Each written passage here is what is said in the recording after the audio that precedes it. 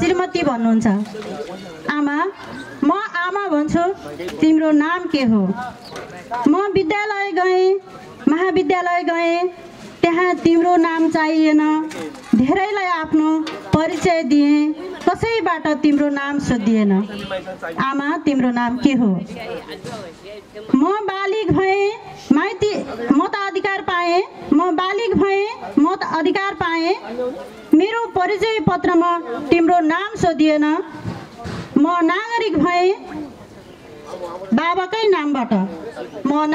हामीले नागरिकता बाबाकै नामबाट पाउँछौँ या त आफ्नो श्रीमानकोबाट पाउँछौँ होइन। म नागरिक भएँ बाबाकै नामबाट। म जागिरे भएँ बाबाकै नामबाट। म बेनाम आमाकी छोरी। म बेनाम आमाकी छोरी। भन आमा, तिम्रो नाम के हो? कसैबाट सोधिएन।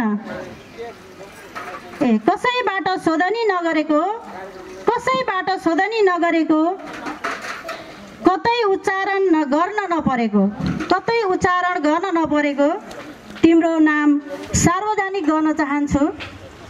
तिम्रो नाम सार्वजनिक गर्न चाहन्छु। म धरती भन्ने उपनाम होइन, धरती भन्ने उपनाम होइन। आमा, मलाई तिम्रै नाम चाहिन्छ। भन आमा, तिम्रो नाम के हो? भन आमा, तिम्रो नाम के हो? र यसरी नै आमाहरूलाई मैले सम्झिन चाहेँ र कुनै दिन बाबाहरूलाई पनि सम्झिनु छु, मान नगर्नु होला है। र